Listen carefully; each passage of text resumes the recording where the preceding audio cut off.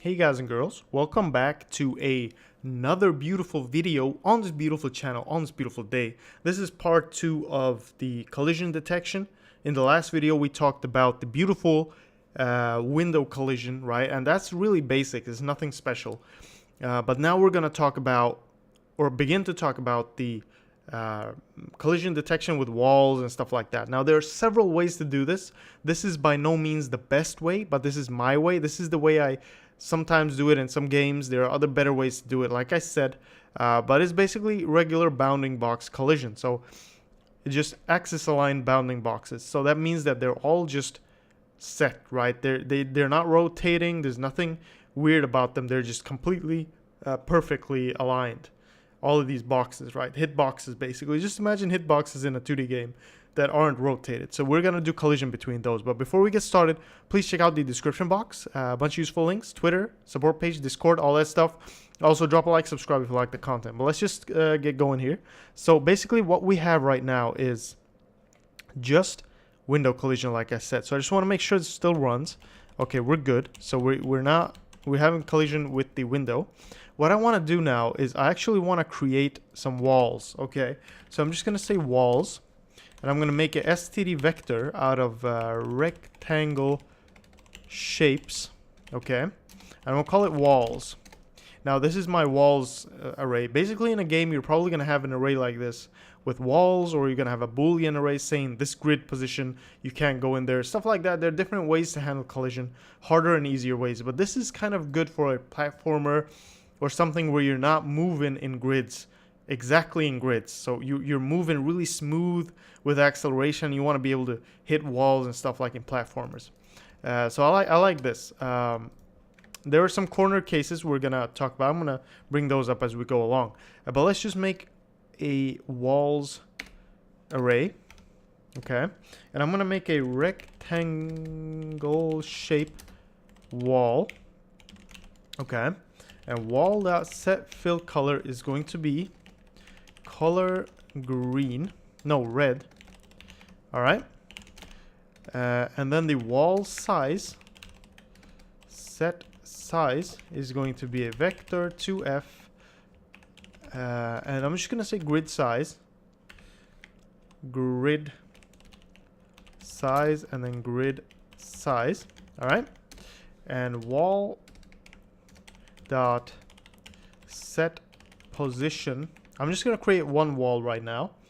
Set position grid size multiplied by maybe 5, and then grid size multiplied by 2. So that's gonna put the position somewhere, yeah, well, around, you know, the middle of the screen, top middle, somewhere around there. And then I'm just gonna push it back. Walls dot push back wall. Okay, so I'm going to push one wall in here. Now I'm going to make a little comment here because the screen collision is after velocities calculated. I'm going to do regular collision right here. Okay, so that's going to be great.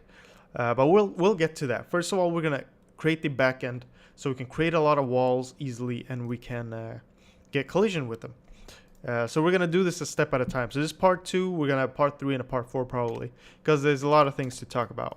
Anyway, we want to draw the player, and then we want to draw for auto I, and we're going to go through the whole walls array and just draw every wall out, okay? So then we're just going to say window.draw I, okay? Simple for loop from C++11, okay? If you're on code blocks, if you're on any type of thing like that, just feel free using a regular for loop if you haven't enabled C++11 for your project. If you're on code blocks, go into properties, just go ahead and click that use C++11 feature. That should work. You should just be able to Google that and you should be fine. Then you can use the C++11 features. So this is really nice. It's a really fast, optimized way of looping. Anyway, we're not talking about loops here. So we're just going to keep going. So now I'm going to draw the wall, and I'm going to be able to actually see it right in here. Okay. So yeah, there's the wall, but right now there's no real collision, okay? There's no real collision between these two, okay? And that's all fine and dandy. But what we're going to need what we're gonna need is gonna be something called, let's see here. Okay, there we go. Okay, so we're gonna need a next position.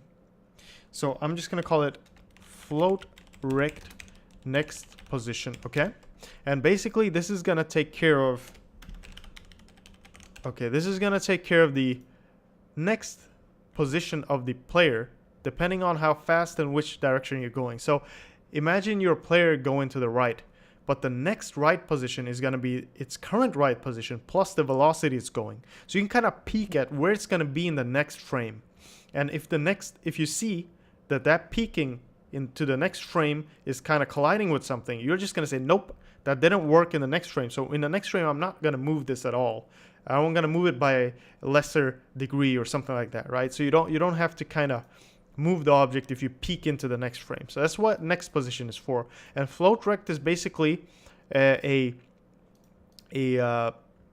X and Y position and the width and the height of the object. So it's basically a bounding box around an object. So that's what that is. So we're going to use that in our advantage here, for our advantage, or however you say that. So what I'm going to do is I'm going to say next position equals player.get global bounds.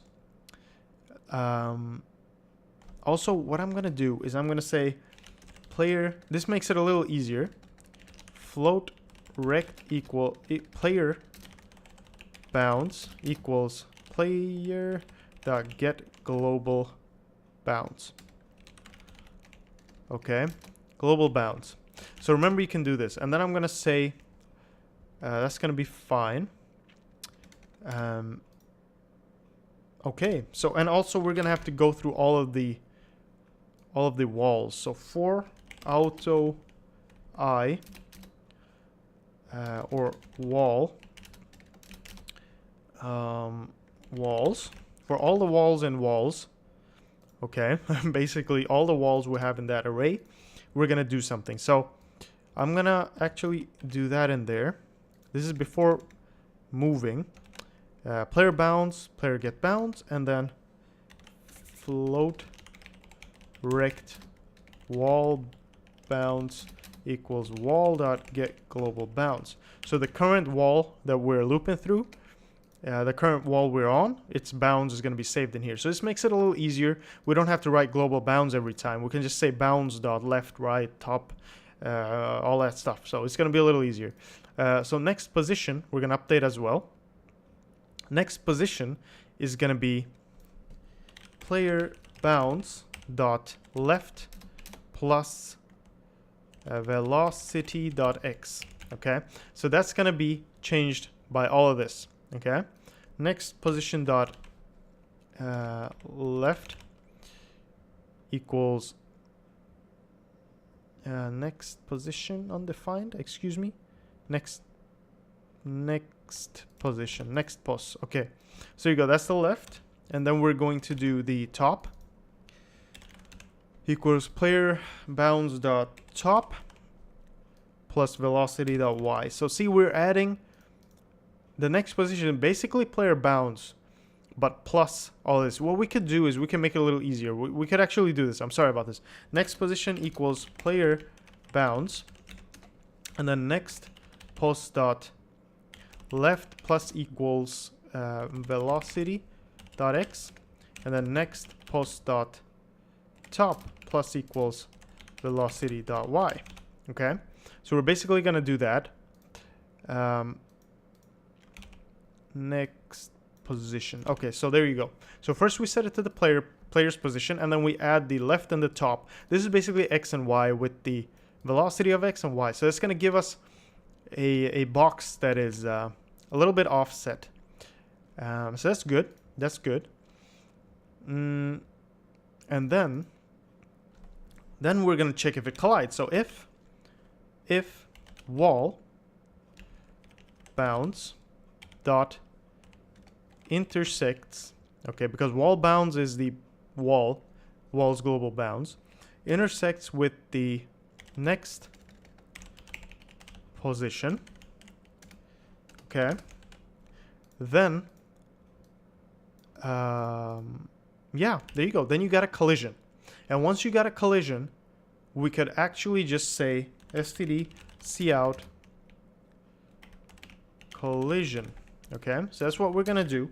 And this is not checking the current object, but it's checking the next position of the object in the next frame, if it's actually colliding or not. So we could try this out. We'll see. It should say collision. Well, we'll see, as soon as we're within it, it will say collision.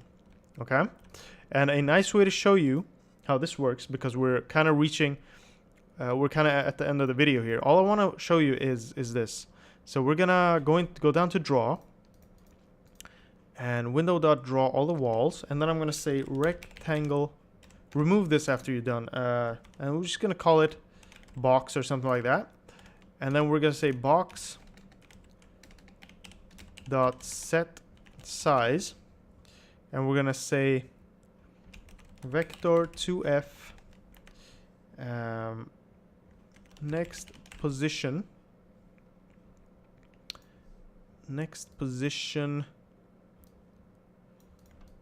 Actually, let me show you like this. Let's just write window dot draw next box. Let's call it next box, okay?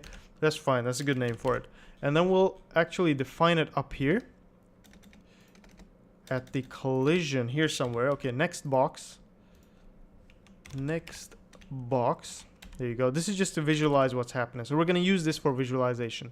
And then we're going to say next box set size.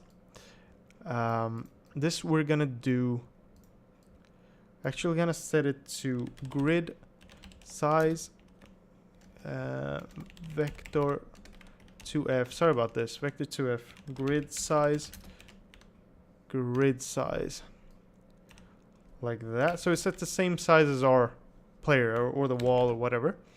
And there you go. And then we're gonna say next box dot set fill color transparent. Next box dot set outline color color white. Okay, just so we can see it. And then next box dot set outline thickness 1.f. So there you go. So we have an outline of it and everything's fine. Now as soon as when I go in here, when I calculate the next position right here, then I'm just gonna say next box dot set position next post dot left, and then next post dot top. Okay, and then it should be drawn out right here. So let's see, that was a really drawn out thing. But hopefully it will help you visualize what's going on. So here you see this white box around. It doesn't look like it's a head, but it is. It is. And to show you that, let's just go ahead in here and multiply this by 10, the velocity. So we should be able to see where the next position is. So you see, it's kind of, see, now there you go. Now it's clear. Now it's going to like, that's the next position of the box. Now it isn't accurate because I'm multiplying it with 10 here. But if the velocity was a lot larger, that would be the case. For example, if we were to go down here and just say 30 as the frame rate and run it again, you'll see that at a lower frame rate, it moves a lot more every frame. Okay, it should actually move a lot more every frame. I don't know why that didn't work, but never. You know what? Never mind. I'll look into that. It should have worked. It kind of did not work. What if I set it to 10? I'm just gonna experiment here. That should work. Okay, that's very interesting. You know what? I'll look into that. I'll show you that in the next video. Anyway, we gotta go. We really gotta go because time is over. That's the next step, at least. We'll keep working on this. In the next one, we'll actually get the collision working and all that stuff. And I'll try to show you with this next box how that looks. But yeah, thank you for watching this video. Take care. I hope that helped. And I'll see you guys and girls in the next one, all right? Check out the description box and all that stuff. And as always, thank you for the support. I'll see you guys and girls.